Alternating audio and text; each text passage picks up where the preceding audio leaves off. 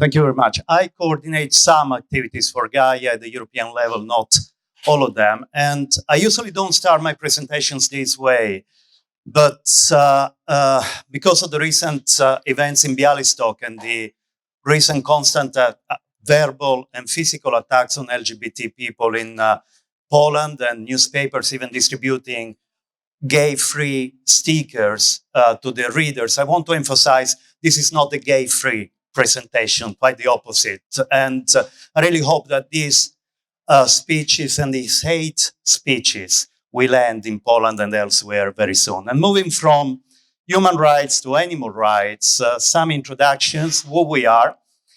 And I think that most of you already know about GAIA. GAIA is the main animal welfare organization, animal rights organization in Belgium. I tend to use animal welfare, animal rights in interchangeable ways. The usual way I put it is, let's call it Donald Duck, as long as we do it. In different countries, different terminologies have the same meaning. If you travel to Latin countries, animal rights or animalista, a term that was coined at the end of the 70s, are basically mean animal rights. In some other countries, like in the UK, animal welfare is universally used. If you go to Latin America, it's animal protection with an animal rights meaning. So I will use these terms in an interchangeable way, don't get confused. GAIA is hyperactive. They started in 1992. As you said, I've been around for a long time. I'm an old guy, and I had the privilege to meet Michel van den Bosch and Anne de Graef when they started GAIA, and it was a big turning point in Belgium. GAIA works on all animal rights, farm animals, laboratory animals, and on education, public education, and lobbying companies and politicians. And they asked me some point, since they are a national group rather than an international organization, to coordinate some activities at the European level. I'm not going to say anything today about what we've been doing for the last 5 years on foie gras. I'll just hint at the fact that we are working to delete 2 lines in the European regulation on marketing standards for poultry. It's very technical, but basically the present regulation imposes de facto force feeding in foie gras production. We want to avoid that in order to create the conditions to ban force feeding in Europe. If you want to know more about that, I'll be around so we can talk later, but I'm not going to tell you more about this. And after several years of collaboration, this was a poster of an event in the European Parliament we held with members of the European Parliament. GAIA asked me to work on this and coordinate this work on this campaign. And what we are talking about is that when at the end of the 90s, we managed to get animals listed as sentient beings, recognized as sentient beings in the Treaty of Amsterdam, it was a major turning point, and even more after 10 years in the Lisbon Treaty.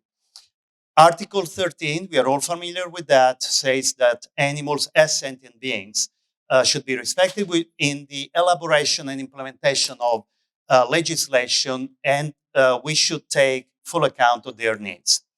Despite that, although animals are no longer considered legally as agricultural products, they are still under the competence of the agriculture ministry in most countries. So it's like saying, okay, you got rights, but we still put you under the listing of management of whatever your conditions are. So what we say is that the fact that animals are sentient beings should be acknowledged, and they should be moved away from the competence of the Ministry of Agriculture. I'll speak more about that. And this has happened already. What you see here is the sign outside one of the Belgian ministries, and this is the government of Wallonia. I'm going to talk a bit about the absolutely weird Belgian political system. They got 3 governments in the country. This is the government of Wallonia, and in the name of the minister, there is explicitly animal welfare, bien-être animal, in the French version. So why should we do that? We think that there are major benefits in doing so. Mainly is to avoid conflicts of interest. Obviously, the task and the duty of the Ministry of Agriculture is to promote agricultural production of the country, to promote the interests of farmers, whether they grow crops or they breed animals. And we think that animal welfare shouldn't be influenced as the main consideration by economic factors. And this is what is happening anyway. But under the Ministry of Agriculture, the minister is torn between responding to their main clients, which are the farmers, and other considerations, including ethical considerations. But it also means when we have the name, when we have animal welfare more prominent in the name of a ministry or a European commissioner, we'll get to that point, there would be more full-time staff. At the moment, there are countries where animal welfare is one of the many competencies with sometimes even part-time people dealing with it. There isn't even a specific office with enough structure, enough people, enough resources, and legitimate policy making. I'll switch to the European level at some point, but in this term of the European Commission that is fortunately ends at the end of this year, is the first term of the Commission in the last 25 years where not a single piece of legislation on animal welfare has been produced. Interest in Europe grows. People want more protection for the animals in legislation. This commission said, no, we're going to focus on enforcement, which is something they had to do anyway.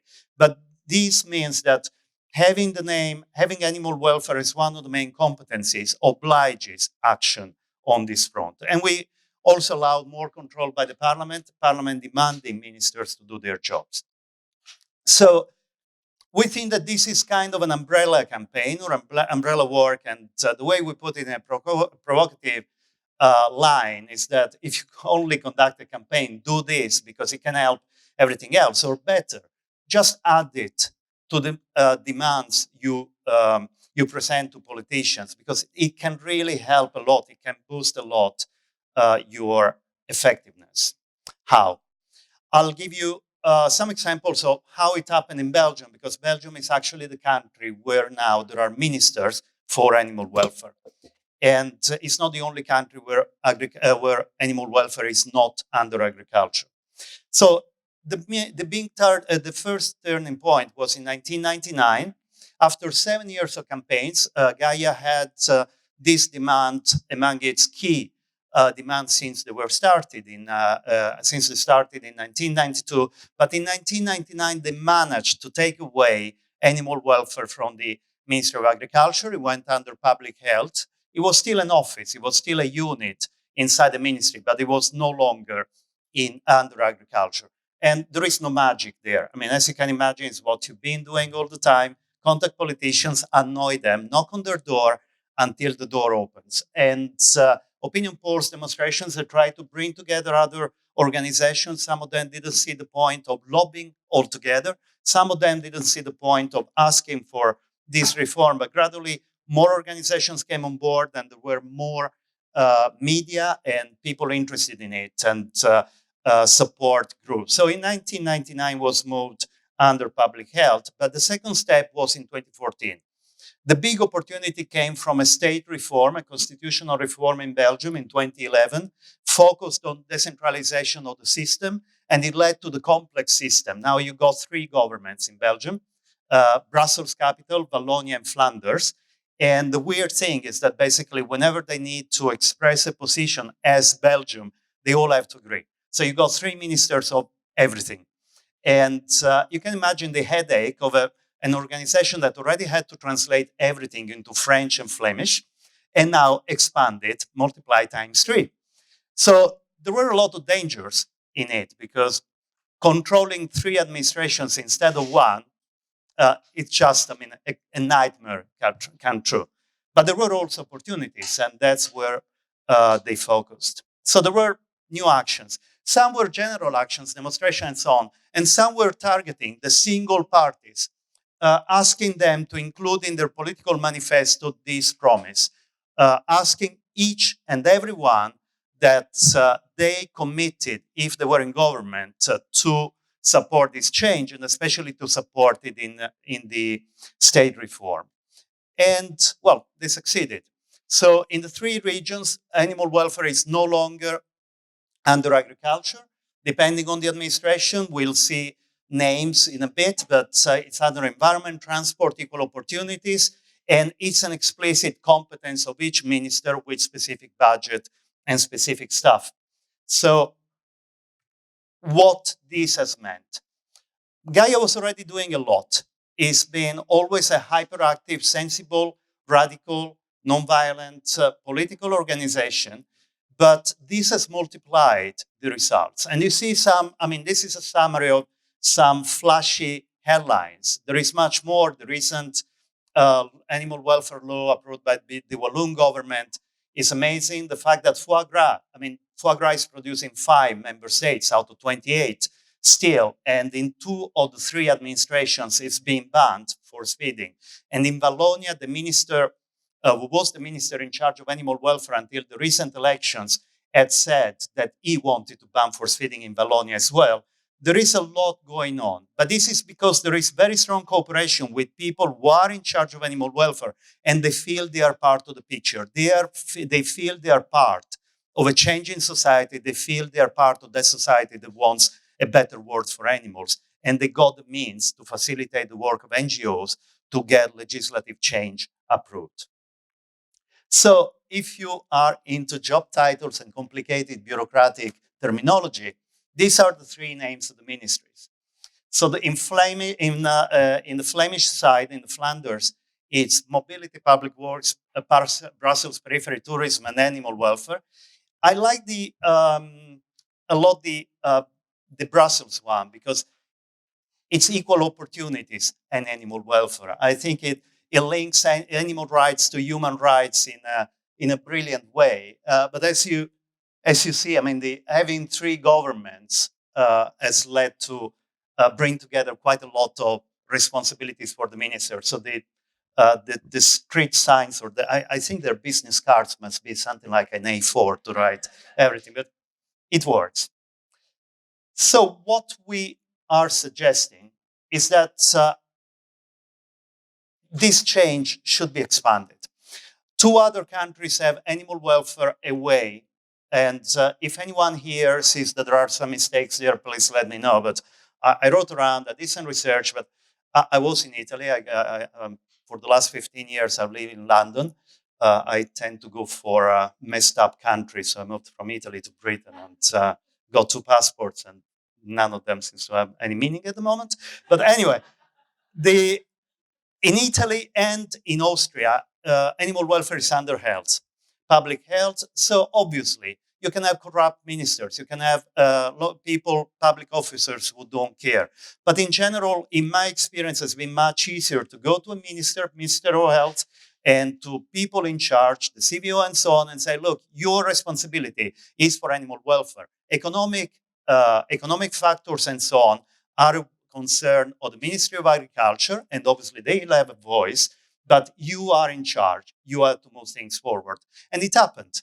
I mean, Italy, over time, has been, and not many know that, the first country in the world to legalize consensus objection to animal experiments for students and professionals. We banned in 1993, I think, in 1991, we banned the killing of healthy companion animals for overpopulation control. There is a problem with enforcement, but at least laws are there. You can call the police, and everything is difficult, but at least some things have been enshrined in law. In Malta and Sweden, agriculture has been brought under environment in Malta and enterprise in Sweden, and animal welfare is in that box. So it's a bit of a more complex picture, but still the agriculture is part of a broader picture. So that helps a bit as well. So we think that we should expand at the national level, but also demand this change at the European level. And we are happy to help. GAIA is happy to offer me whenever I find the time to do that, but to support other NGOs. Some of you, we've been already in touch.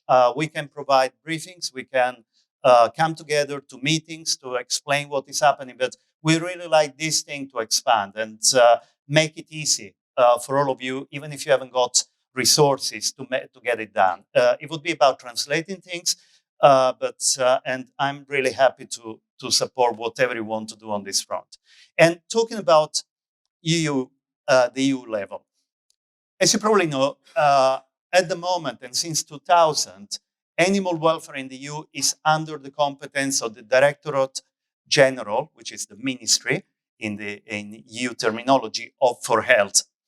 So the Commissioner for Health, at the moment, the Lithuanian Vytenis Andriukaitis, is in charge of animal welfare. But what has happened under this commission is that the animal welfare unit that had existed for a long time and had been very proactive at the European and international level. There were events organized worldwide to promote animal welfare, changes in legislation, in private standards, and so on. With this commission, not a single piece of legislation has been touched. As you can imagine, I met Andriukaitis. We put a lot of pressure, and a lot of you surely had taken part in some of the actions. And the answer has always been, we are focusing on enforcement. Nobody gives us money. But he was the one who decided to dilute animal welfare, bring it under animal health. And basically, there is very little staff, very little resources, and even more little ambition. And I mean, whenever we have meetings, animal welfare platform and so on, it looks like whenever I ask a question, he thinks that he cannot reply without shouting at me. And the questions are simply about, well, if you are in charge of something, you should do something. I've been involved in the animal welfare platform, countless meetings, quite expensive. And there is no money for the implementation of the plans we were asked to draft. Okay, so why are we doing that? And he doesn't like that. But there is political responsibility, which we think would be much stronger and would decrease the possibility of saying, I haven't got resources, I'm not really in charge of this, it's not a priority, if this was in the name of the commissioner and of the DG. So under the present setting, the European Commission will change a bit in its responsibilities and names in the coming months with Ursula von der Leyen and the new Commission.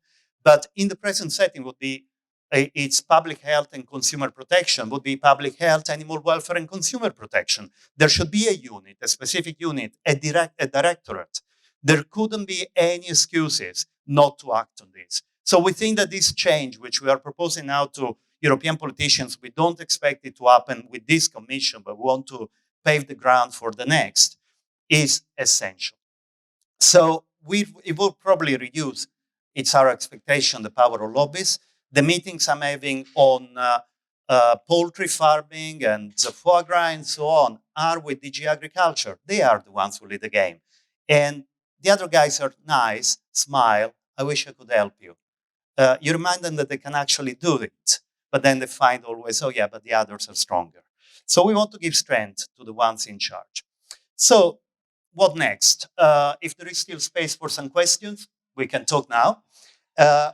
I'll be around lunch. I ate a lot, so you can talk more than I will. And you can email me. I left there some cards. It's the Animal Welfare and Trade, because I'm a consultant to GAIA and to other organizations. So my cards are under my trade name of Animal Welfare and Trade. You find the website there, and there is a contact thing. Please, if you email me, put care conference in the subject, because I cannot deal with all incoming emails, so I can give you priority. I hope that the picture is clear, but feel free to ask any questions. Thank you.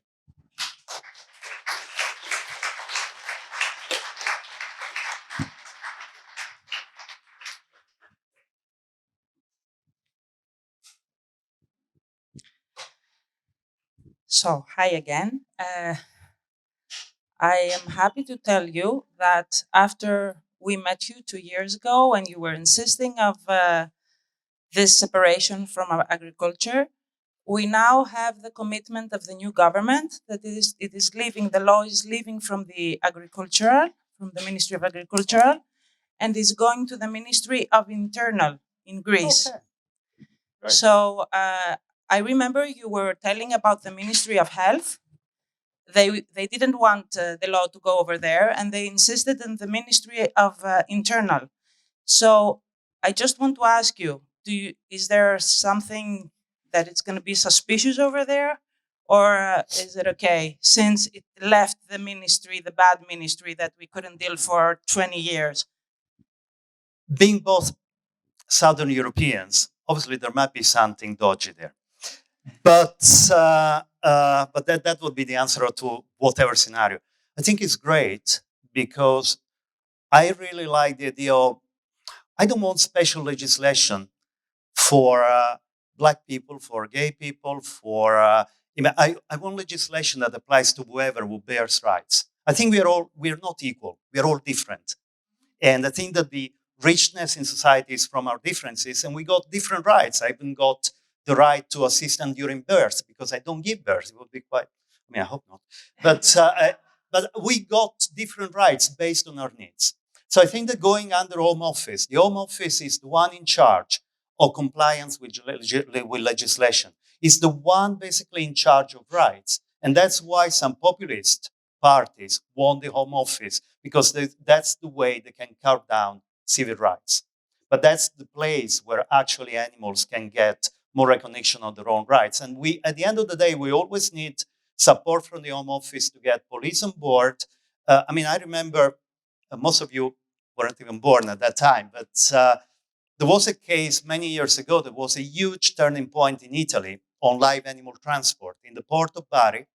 We had investigators there. It was August, very hot, and there were lambs and sheep coming from Spain, waiting at the port of Bari to board ships to boats to Greece. And the boats' holiday season were full, and they were basically boiling alive in the trucks. I was in Rome coordinating this. I was trying. This was before we managed to develop a relationship with the Ministry of Health, and actually it happened after that because they were in the media worldwide.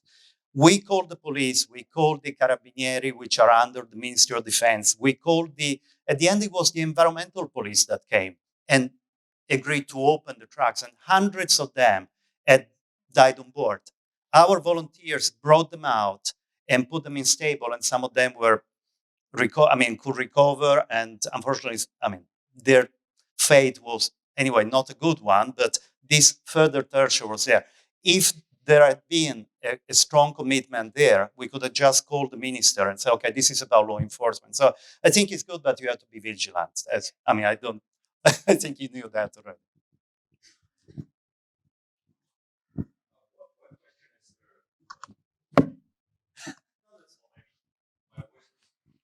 I can give you a microphone. Very thank you, because you gave a lecture originally you wanted to do, and especially because at the University of Vienna where I work, we established, motivated by an Italian researcher. Sometimes quite interesting that Italian is a forerunner on animal welfare study, animal advocacy study. The first, as far as I know, from Florence, as a researcher. We were motivated exactly to compare how in the national European Union countries, which ministry is more or less enforcing or not enforcing animal welfare legislation. So we especially, what do you think about, for us at university researcher, it's very, very important to support master students, or maybe if you have more money, PhD student, because then it also becomes part of the university procedure. You know, the professors speak about this. So in that way, we can talk it further, but maybe it's also for other countries, because only more or less as a social democrat, as a bourgeois part of the social democrat European Union, I think you have to go into the infrastructure or structure and more or less try to change some law enforcement. Especially, one of my question is, we already have a very strong Eurogroup for animal welfare, which I mentioned, I think, yesterday. I have, I think, 25 full-time staff employed. And do they also support this idea? Because GAIA is also, and the other thing is, especially to offer young students from different, or Eastern Europe here mainly, master work, it would be much easier to receive some European grants. We got unbelievable lot of money for Danube region project. When you write an project enforcing Danube region, you get a lot of money because Brussels loves all the region there, problems there. So I think, what do you think about those? To connect it more or less with, bring it also just together with NGOs to support in different nations master students. Okay, remind me if I missed some point. I mean, the first one is something I had in mind. So I love to hear that about possible research. I mean, sometimes we all are busy with many campaigns, so even sending out emails, and I did it in a dodgy way, saying, okay, I got 4 quick questions. Can you tell me where is animal welfare in your country? I mean, I knew the answer sometimes. Have you ever campaigned on this? Which was, and some of you received those emails. Yeah, it was a trick to then hook you to the second email and say, okay, let's talk about how we can do it. But it was even difficult to get some answers. And so something that I felt the need for increasingly is really to have a deeper research which only at the academic level could be conducted, because it's really time consuming. An analysis of what kind of legislation is in place. There are the University of Barcelona and others. There is already quite a lot done. There is an EU law enforcement network run by Fier Foten. And I mean, there are things there. But about the way enforcement works and how it works under different settings, I think it would be very interesting. So I'd be happy to talk more about that and find ways to develop that. And I agree that if there were masters or other things that could be funded by the European Commission, if they're very nicely packaged, I mean, it's useless now to talk to the present Commission. I would say it's been useless to talk to them for the last 5 years. I won't be that radical, but it's useless to talk to them now because in November they're on their way out. But let's understand what the attitude of the next commissioner is, and we don't know the name yet even, and understand what kind of attitude they have, and we can package a proposal based on that. The present commission would like the idea of this is not changing. We are not proposing changes in legislation. We are not proposing anything that is of any worth in life. That's more or less the sense of what we are not going to disturb anyone. But actually, this would be quite a radical proposal because it could emphasize what are the mechanisms behind the lack of implementation and enforcement, which I would suppose, having lived in my life in 2 different countries, patterns are very similar. And it's not very different from human and animal rights, as for many other aspects, because it's about the attitude to law enforcement. Is it convenient? Is it going to disturb anyone? That the law is the law. So I would be happy to talk more about that. Eurogroup for Animals, GAIA is a member of it. We had an Eurogroup, for those of you who are not familiar with that, holds the secretariat of the intergroup, the parliamentary intergroup for animal welfare of the European Parliament, which is quite a diverse group of MEPs, some more radical, some a bit more flexible, let's say, but try to bring them together to support animal welfare changes and progress in the EU. We had a number of pledges we sent out to candidates around Europe before the European elections, and the support to this proposal was one of them. What I don't think I'm disclosing any big secret, but basically GAIA offered to take over the coordination of this aspect, like for the deletion of the minimum liver weights in the European regulation on regarding foie gras. So we are doing it, and basically I'm coordinating it on behalf of GAIA, was coordinating on behalf of Eurogroup. So we are doing it together, and all the briefings I got are with GAIA and Eurogroup logo. So Eurogroup is on board, but what we are thinking is that we'll develop that as kind of a tier B project, because we are aware that nothing is going to change with this commission, but there is a lot of groundbreaking work to do, and then basically pave the way for progress to be achieved. In the meanwhile, trying to achieve progress in member states, and in some member states, when there is a constitutional reform or a big debate about the setting of the state or the competencies of ministers or the recent upcoming election, these things all offer opportunities to make progress. So it's about, as usual, a flexible approach, bringing elements together. And at the end, from this jigsaw, if we put the right pieces in the right place, in the right moment, we can have a big picture coming out. Thank you.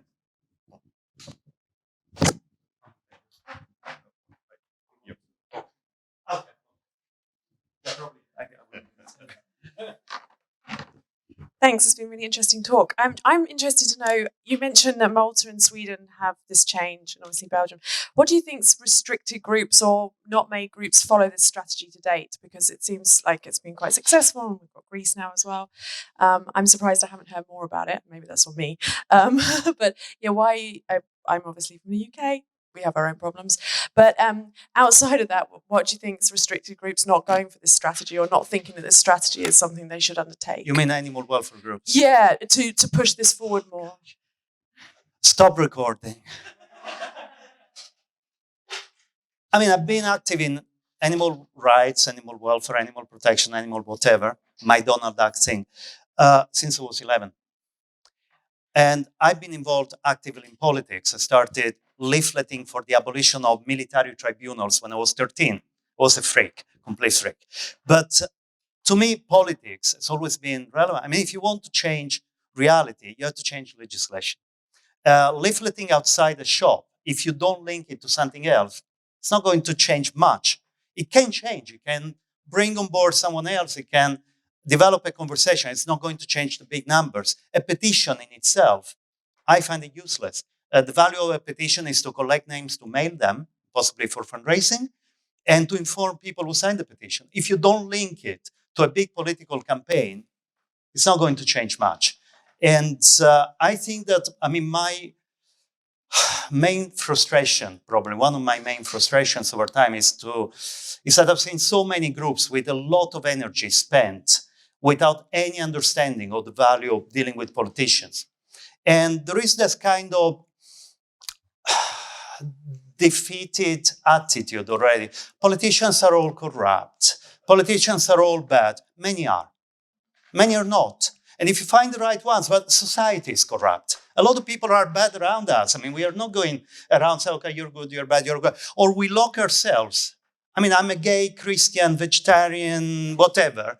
I could have a lot of temptations, and I've seen many temptations of gay men only having friends who are gay men, vegetarians or vegans who only have vegetarians or vegans, Christians who only go out with Christians. You are in your protected bubble. In my Facebook page, Donald Trump would have not had even the 0.01%. Brexit, before the referendum, would have had 1% of the votes. Now, not even that one was being cancelled in the meanwhile. But we risk living in a bubble.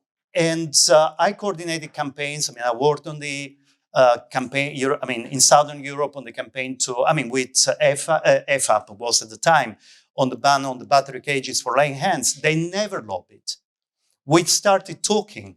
They came to Brussels. They brought on board the majority of the Greek MEPs. Would never seen anyone knocking on their doors about animal welfare. The majority of them came on board.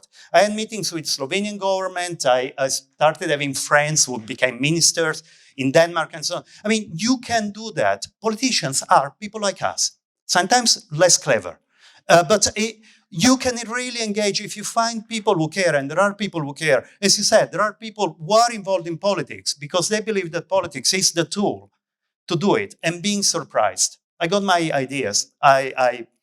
I'm quite active. I've always been active in politics, but I've been surprised sometimes. I met people which I really didn't like, and I realized that they were very supportive. I repeat many times, my lobby masterpiece is when there was a tool in the European Parliament, which was a written declaration.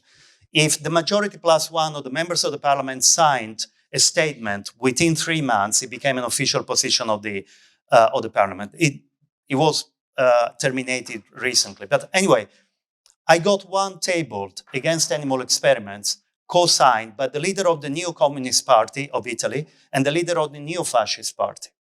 Both of them offered me space on their magazines without asking to endorse any of their politics. Both of them offered me to use their offices. And both of them respected each other at the end because they had ideas and they were able to discuss them. I'm more scared of politicians who are there for a job or who are there without having a clue of what they are doing. I had a 40-minute shouting conversation with the leader in the Italian Senate of a party that is now in government a couple of years ago because they blocked the parliamentary discussion on foie gras.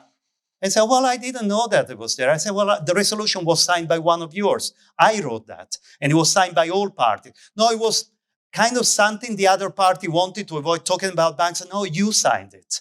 And in the resolution, you read the last 2 lines, which I sent you. Oh, I don't know. Anyway, I'm not going to be here. So, okay, can you do it again now? Can you table it now? Oh no, because we have to discuss. I mean, all these things happen all the time, but I think my main frustration is that a lot of people look at politics as something distant. We are politics. This is a political logo.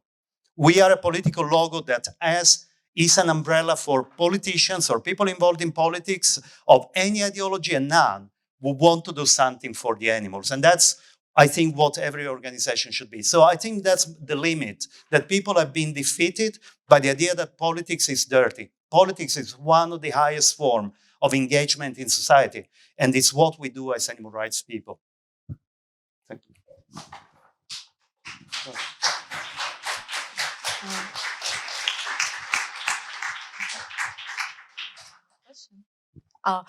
So first of all, thank you for indicating such a good conception and good examples. I would like to understand the difference between the conception of animal rights ombudsman and the Ministry of Animal Welfare. So what powers does have the Ministry of Animal Welfare? Does it concern wild animals as well? In our proposal, in our idea, yes. Sorry, because I'm very short. So if I think if I stand here, I mean, I just have to jump while I'm talking. But I think, I mean, in our idea, in our mind, in our proposal, a Minister for Animal Welfare should actually oversee anything related to animals and their welfare, whether it's farm animals, laboratory animals. I don't even like these definitions, but you know what I mean. Wild animals and so on. I think that this should be the person or the ministry that at the end has the final word on whether that's compatible with the rules of the state, with Article 13, with legislation and the attitude of the country, and the aims of the government. So every single animal should be included in this. Difference with ombudsman. Ombudsman, are you from Germany? No, Okay. I'm from Ukraine, but I want to understand this conception because different ministers has their concern on wild animals, farming animals. No, and I mean, I'm asking that because the ombudsman is quite popular in Germany usually. And I just often hear this conception, and it's often quite popular in circle of Ukrainian activists. So I think, I mean, having an ombudsman is fine if the ombudsman is given sufficient powers, but an ombudsman will never have more power than a minister. The ombudsman will have to respond to the political priorities. I mean, if legislation and actions were based on evidence, we wouldn't have any slaughterhouses. We wouldn't have, I mean, also for climate change reasons, for whatever reason, for a fair distribution of food. We wouldn't have any animal experiments. I mean, who has validated animal experiments? We have to validate alternatives, not animal experiments. We wouldn't have fur. We wouldn't have other forms of animal exploitation. We were talking yesterday about Poland and force feeding in how could evidence or even the attitude of the vast majority of Europeans, they would never justify these things. But people are not asked. It's about political priorities and how politicians communicate in a way. And we know that especially social media have highlighted the potential to communicate to people, but some people have learned better how to communicate and convey messages, and messages are not necessarily evidence. It's about the feelings we develop. I followed a bit of what Melanie Joy was saying. I love that. I mean, I've seen so many times people becoming more aggressive than their opponents. It don't bring anyone on board. I don't mind. I quite like this tie also because it's recycled denim and whatever. It's got an ecological value, whatever. But I would have liked to paint my hair blue, quite electric blue, and go in my shorts. When I work from home, I work in my shorts. And I can do very formal calls. Oh, hello, Minister, how are you doing? But I'm in my shorts. I don't need that. But if I meet a member of the parliament and I have to break that barrier first, I don't have time to waste. I'm traveling with my Italian passport after the referendum because I don't want to have that conversation or commiseration and fun about a country that is committing a collective suicide. I don't have time to waste about that. I'm putting in my emails the office of GAIA in Brussels and then my phone number, which is actually a British number. So I think we have to learn techniques. But I think between an ombudsman and the political responsibility, politicians will always lead the game and will always find a way around to justify why they can't. Resources. I'd love to do that, but I haven't got money. And you explain that some of the changes actually don't cost a single cent. You can do it now. I mean, the change we're asking for on foie gras doesn't even ban force feeding. It creates the conditions for consumers to drive change. Yeah, let's talk about that. Let's consult. Suddenly, when we propose something, there is a need for a lot of consultation. And the ombudsman will say at the end, I might agree with you, but I have to ask what they think at the top, because if they disagree with that, I cannot move a finger. So CVOs, ombudsmen, and so on are all people we have to bring on board, we have to communicate with, but at the end, I think we have to support people in all possible parties that have some interest or we can actually engage with, and strengthen the ones who want genuinely to help on animal welfare, be the ones who bring together different political attitudes into shared objectives. To me, animal rights is no different from other things like death penalty. I mean, death penalty is I think it's the closest thing. It's not about being left or right anymore. It's about being civilized. So saying that animals should be respected is not a left-wing idea, a right-wing idea. All of us can give it a label. I think that way. So it's a way that fits my ideology, if I got one. But actually, there are people on the other side who can believe that. And if we join dots, that's a net from which they cannot escape. What I was saying earlier, my concern, I don't think that the world is bad. There is a lot of bad in the world. I think that we don't act well enough sometimes. And I can understand that. I'm frustrated, but I like to shout inside rather than shout at the politicians who deserve it sometimes and try to engage them in a conversation. It might take years. I mean, this thing on foie gras is very simple, doesn't cost anything. We've been working on that for 5 years. Over 50 parliamentary questions, I wrote about 45 of them, have been tabled. We had events in the parliament. I met representatives of member states around Europe. It's crazy. It's about 2 lines of a European regulation. But that's why we are here. It's there was an old story, oh God, do something about that. Well, okay, I made you. And it's not comfortable. It's going to take time. It doesn't make any sense at all that we are fighting for basic justice. We are not even fighting for something, for the privileges of anyone. We want animals to have swimming pools that might not even lie. We want basic justice. That's why we are here. So we'll carry on and support each other, I guess. So.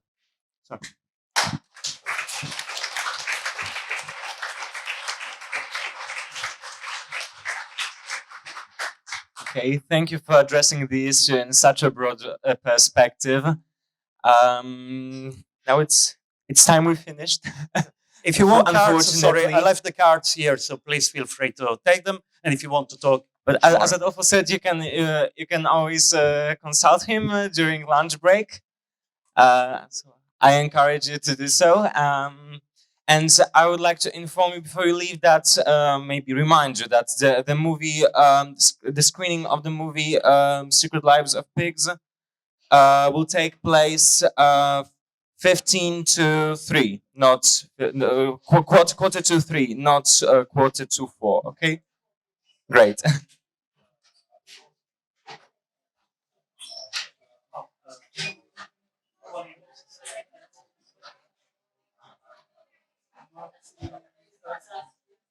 It's no longer is now.